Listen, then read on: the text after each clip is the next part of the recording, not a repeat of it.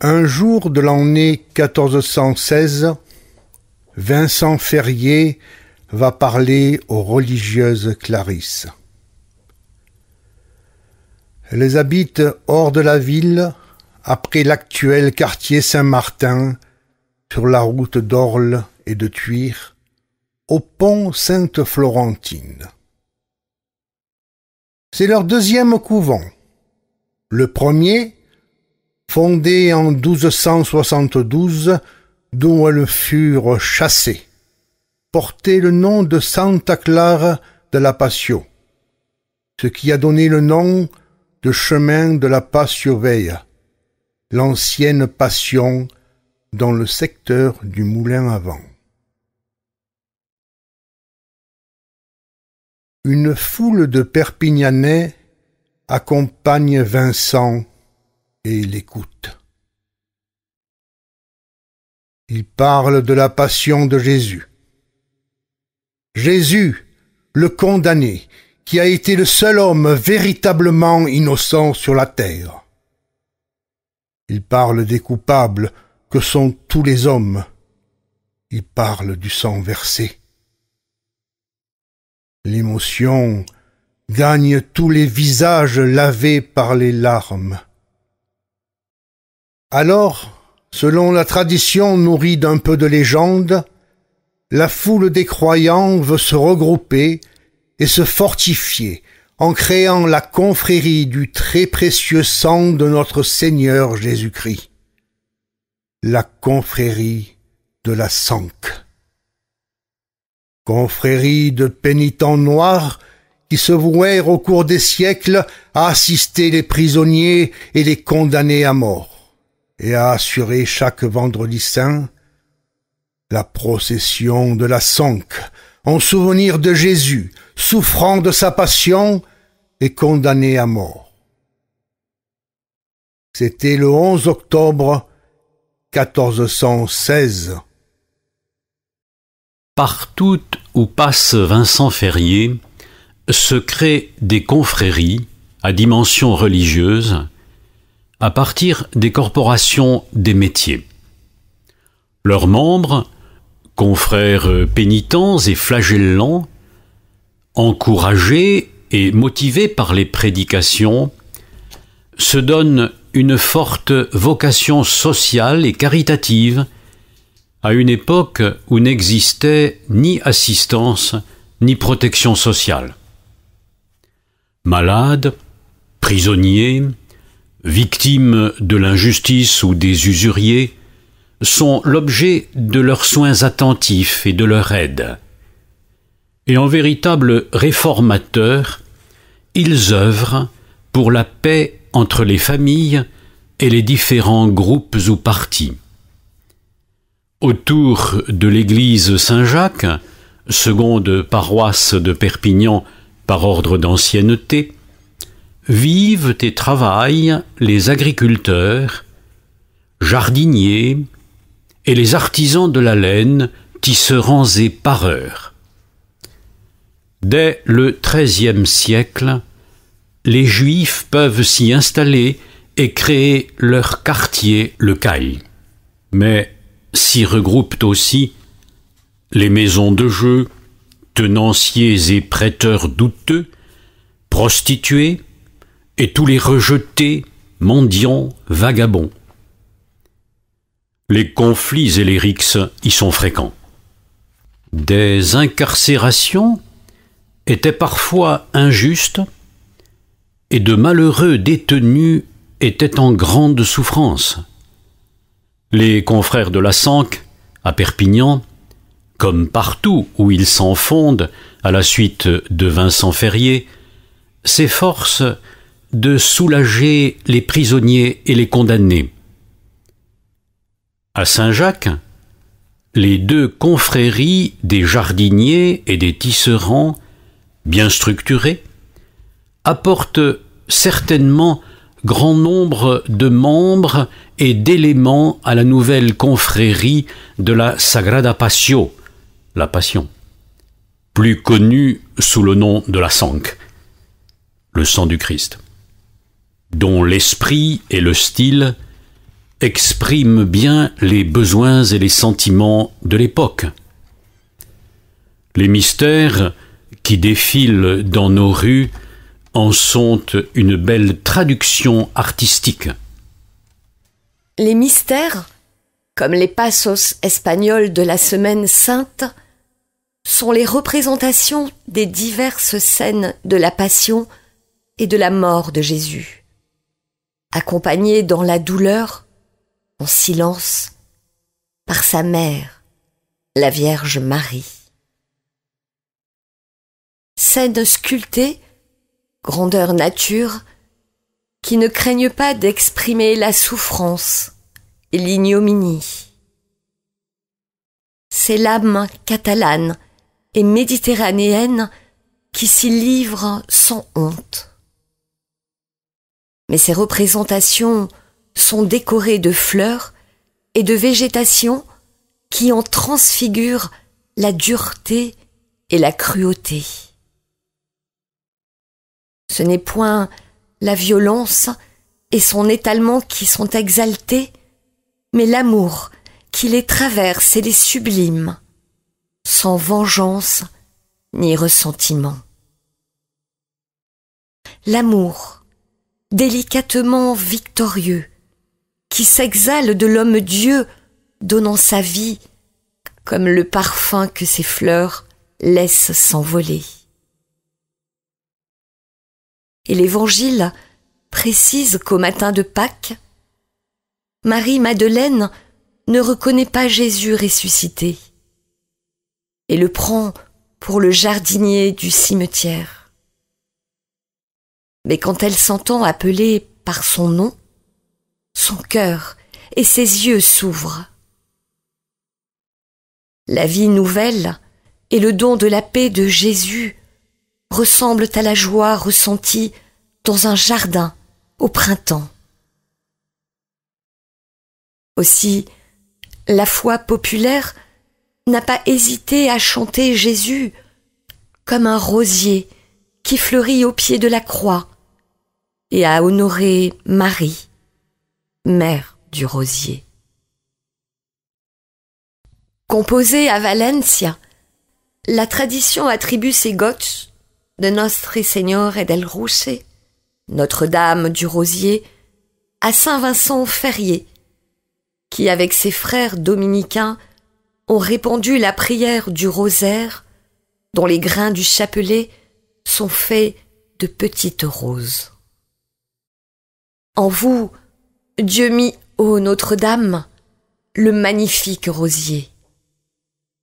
En vous, qui méritiez de le concevoir purement, vous avez cru le messager que du ciel vous envoyait Dieu le Père, qui voulait que vous soyez mère du rosier.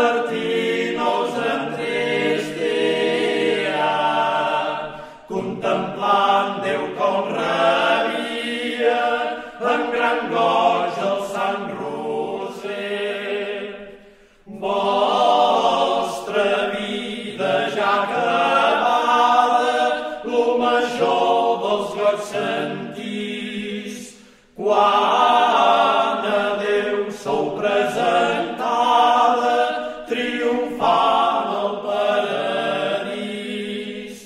Qui, Senyor, els volgué fer del gran or que posseïa, col·locant-vos com devia sota l'ombra del roser. Puix, mostreu vostre poder, fent miracles cada dia. Dans ce fier pays de Catalogne, toujours prompte à défendre ses libertés, le peuple trouve dans les images du sang répandu par le Christ l'expression de sa propre conscience. La sensibilité et les sentiments passent par les sens qui traduisent les mouvements et les élans du cœur. Chaque culture et chaque époque trouve l'esthétique et l'art qui libère sa foi et sa piété. Ces mystères en sont le témoignage visuel où l'art floral transfigure la souffrance. Et cela s'entend aussi dans les chants qui les accompagnent au long de la procession.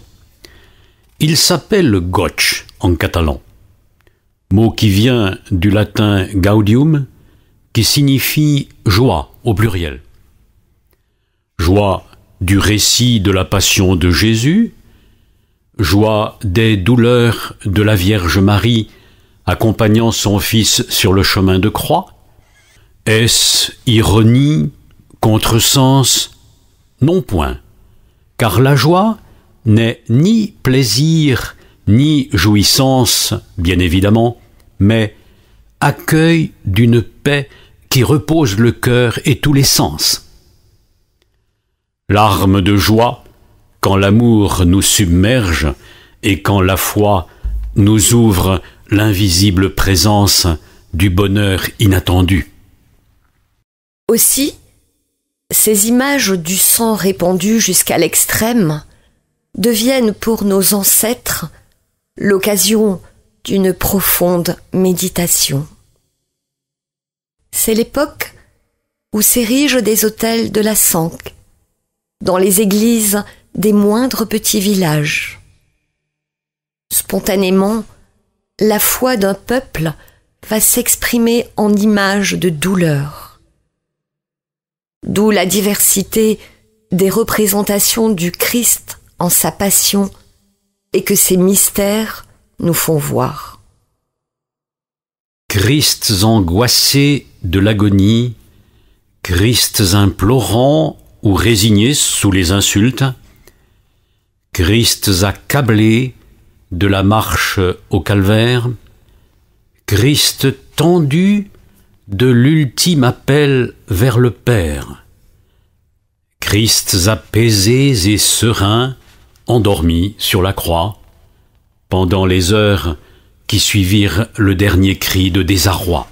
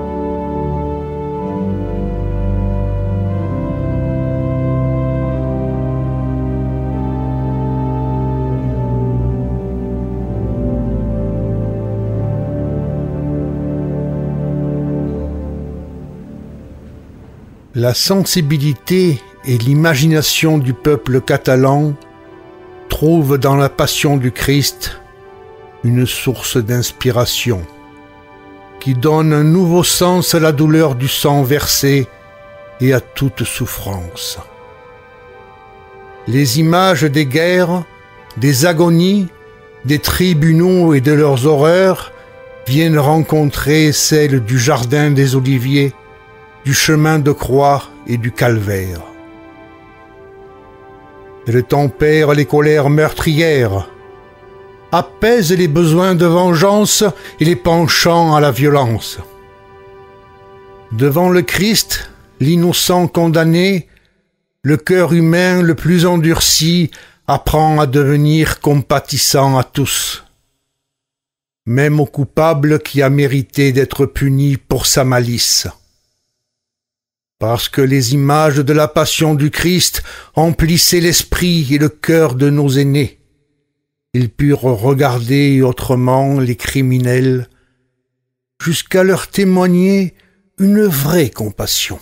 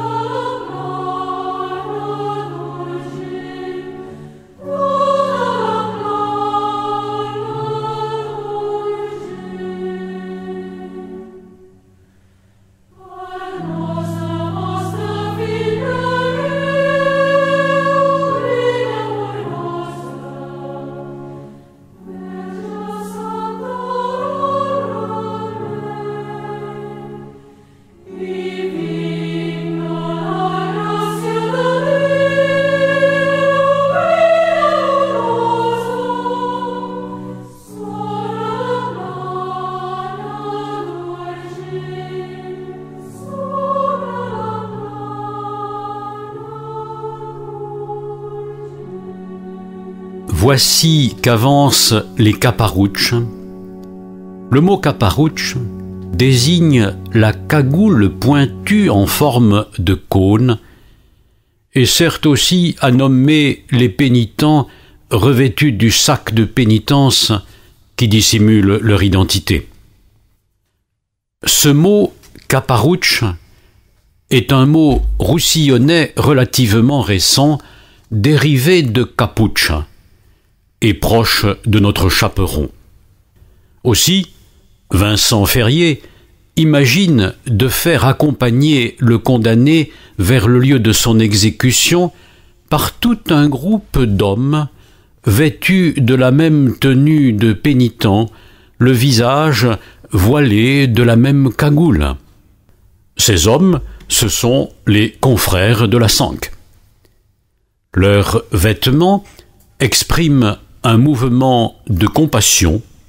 Ils sont des pénitents, hommes et femmes, dont le cœur retourné prend un chemin de vie et de solidarité envers les blessés de la vie, leurs frères en souffrance. Toute la nuit précédant l'exécution, avec un prêtre, ils aident le condamné de leur amitié, de leur présence et de leur prière pour l'assurer du pardon de Dieu. Au petit matin, tous revêtent le sac de pénitence, le fameux caparouche, tunique et capuche, et se dirigent en véritable cortège vers le gibet. Depuis Vincent Ferrier, sur les chemins d'exécution, on ne voit plus le condamné avancer solitaire. C'est tout un groupe de caparouches que soldats et bourreaux escortent. Et dans ce groupe, tous sont frères. Le condamné est confondu et ignoré, car tous ont perdu leur visage sous le voile du réprouvé. Le mépris de la foule, sa colère et sa haine ne savent plus sur qui se porter. Dans les rues enfiévrées, voici que se fait le silence.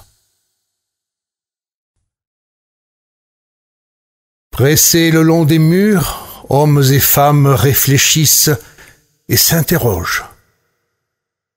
Chacun se sent concerné. Qui n'a rien à se reprocher? Qui n'a rien commis de condamnable ou d'injuste? Chacun en secret peut murmurer « Nous sommes tous des caparouches. Nous sommes tous des caparouches. » Et voici que du groupe des caparouches monte et s'élève, implorante, la prière bouleversante, chantée par le roi David après ses fautes, le psaume Miserere. Seigneur, grand miséricordieux, fais-moi miséricorde. Lave-moi, et je serai plus blond que neige. Rends-moi la joie d'être sauvé. C'est le Miserere des pendus.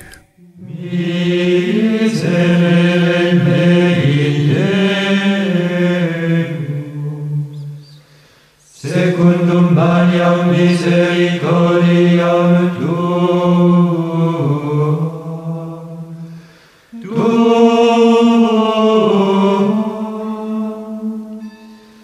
et secundum multitudinem miserationum tuam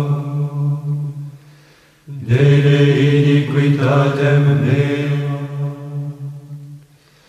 Amminus lavame ab iniquitatem meam. C'est ainsi que les confrères de la Sanque deviennent les compagnons des condamnés. À chaque cortège d'exécution, ils sont là pour entourer et protéger l'homme que rejetait la société à tort ou à raison.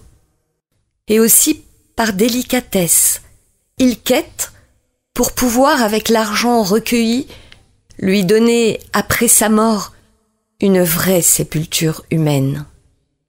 Un véritable enterrement, entouré d'honneur et de prières. L'homme à qui sa vie est enlevée ne doit pas rester un cadavre, livré aux rapaces et aux animaux dévoreurs. Il a droit que dans sa mort, la pitié soit respectée et que des amis, frères en humanité, soient là pour le pleurer et le porter dans la prière par-delà l'heure du trépas. Et une fois l'an, à chaque vendredi saint, ils se font un honneur et un devoir de remplir cette même fonction en accompagnant dans le cortège des Mysteris l'image du Christ mis par la justice humaine au banc de l'humanité. Dans la procession du vendredi saint, les caparuccios étaient là pour entourer le condamné Jésus, mort innocent sur une croix. Par ce rapprochement entre les condamnés et Jésus, le condamné du vendredi saint, voilà que tout condamné, même coupable, n'est plus un paria. On apprend à reconnaître aussi en lui une victime. Un coupable n'est-il pas souvent un être sur qui l'humaine misère a pesé d'un plus grand poids? Pourquoi cet homme est-il tombé? Pourquoi son histoire et ses drames secrets l'ont-ils conduit à des actes de mort? Pourquoi pas moi? Pourquoi pas nous? Au son d'une cloche rythmant la marche, un pénitent ouvre la procession. Parmi ces pénitents noirs, il est depuis le XVIIe siècle vêtu de rouge pour évoquer la couleur du sang et de la passion. D'autres aussi ont pris la tenue rouge, ceux qui portent le mystère de l'ex homo, c'est-à-dire Jésus flagellé que Pilate présente à la foule avec ces mots « Voici l'homme, ex homo ». Juste après le pénitent qui fait résonner la cloche, vient la grande croix des impropéris. Le vieux terme d'impropéris qui signifie injure, outrage, désigne sur cette croix les objets et les instruments qui ont été utilisés lors de la passion du Christ. Précédant tous les mystères, elle donne le sens de la procession en présentant telle une introduction ou une ouverture, l'essentiel de ce qui va suivre. Viennent ensuite les différents mystères selon l'ordre chronologique des événements de la passion de Jésus. Agonie au jardin des Oliviers, flagellation et outrage, couronnement d'épines, Christ à la colonne, ex homo, Véronique essuyant le visage de Jésus, chemin de croix et chute, crucifixion, mise au tombeau, Christ gisant. Et entre chacune de ces représentations, des femmes en tenue de pénitente et de deuil portent les divers visages de la Vierge Marie, accompagnant dans la douleur, mais avec grande dignité, la passion et la mort de son Fils Jésus. Au cours des siècles, cette procession du Jeudi Saint, puis du Vendredi Saint, revêtit diverses formes. Elle donna lieu à de vrais abus, et l'autorité de l'Église est même intervenue à plusieurs reprises pour l'interdire. Tout n'y était pas expression d'une foi authentique ni d'une piété sincère. Pouvoir s'exhiber, surtout en se flagellant, éveille souvent la partie la moins bonne et la moins noble du cœur. Cependant, soit de jour, soit de nuit, soit dans les rues, soit dans le cadre restreint des églises, cette procession de la Sancte a marqué la pensée et la vie des hommes de ce pays. Car regardez ces mystères, dressés et décorés patiemment, avec art et tendresse, portés en signe de pénitence par des hommes et des femmes en prière, a pétri le cœur pourtant rude et fier de nos aïeux. Ces mystères n'étaient rien que des images sorties dans la rue un seul jour de l'année, mais chacun les avait vus et les connaissait depuis l'enfance. Et surtout, il parlait au cœur de chacun le mystérieux langage du silence. Car en toute personne, il y a un cœur en quête de pardon et de pureté. Et voir les images de l'innocent chargé de chaînes, flagellé, traîné au supplice, exécuté, peut permettre à chacun de s'entendre murmurer qu'il est aimé, et que quelqu'un a pris sur lui toute la honte et tout le défigurement des noirceurs humaines. Les Mystéris, c'est le rappel que l'innocent suprême, Jésus, l'homme-dieu, souffrit la passion et mourut en croix.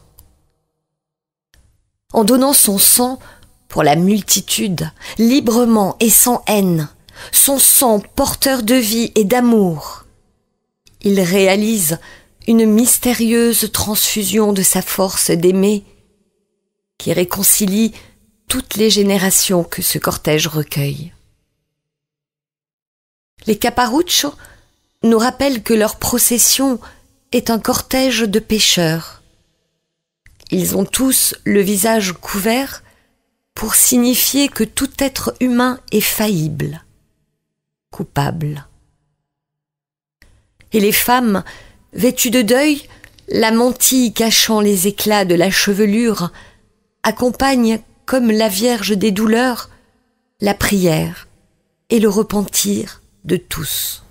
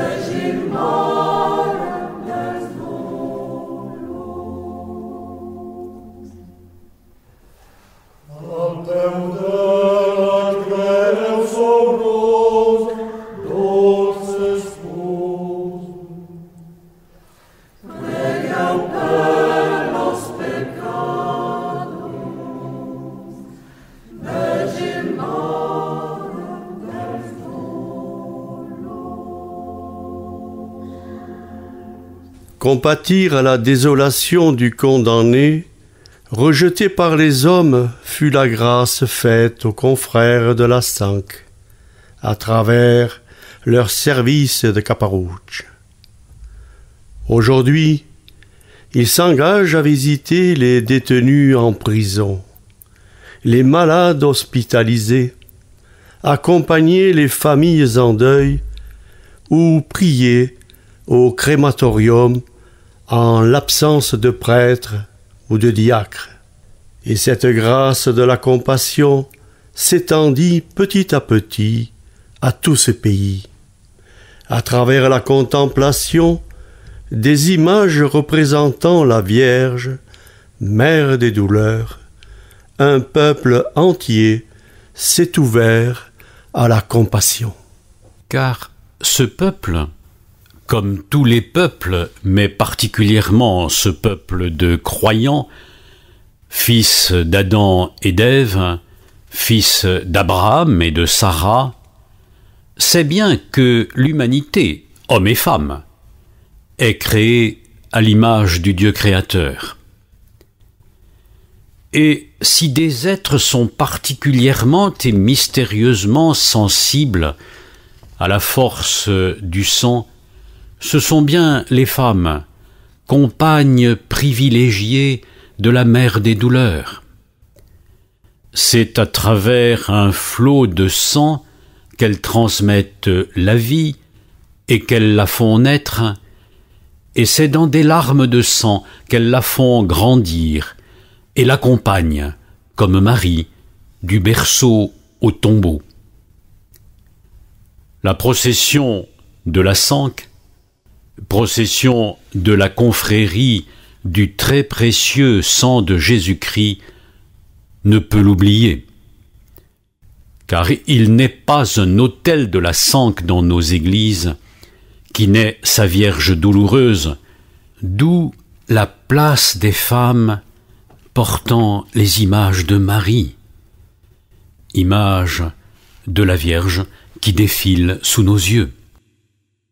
Vierge du chemin de la croix, frappée au cœur quand elle voit conduire à la mort l'être chéri, auquel, 30 ans plus tôt, il fut si doux de donner vie. Vierge du sommet du calvaire, Mater Dolorosa, douloureuse image de la mère, qui pleure sur les pieds de son fils suspendu au gibet, traité par tous en criminel, en réprouvé. Vierge au cœur percé de glaive, vêtue de noir, qui tendent leurs bras pour recevoir le cadavre de cet enfant qu'à grands coups de marteau et pincements de tenaille, sous leurs yeux on dépend. Vierge de la pitié, Pietà, devant le corps inerte, comptant et recontant les plaies. Et là, devant les mains ouvertes, devant le flanc béant, devant les pieds troués, revivant en douleur toutes les joies de la maternité. Vierge de la désolation, Soledad, solitude infinie, rappelle que toute exécution sur cette terre fait le vide dans une vie, car l'univers est dépeuplé pour une mère quand son fils lui est enlevé.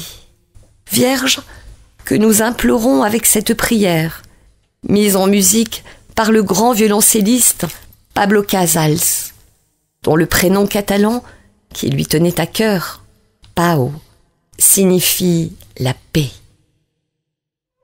Votre autel odorant à des clartés d'aube, votre regard serein garde notre vie. Garde notre vie. Vierge, qui nous tenez prisonniers, toujours votre prison est pleine de joie. Chante vos sommets, couronnés de gloire, les chemins du ciel. Nous trouvons près de vous abri d'amour qui invite à la paix, paradis suave de mon âme.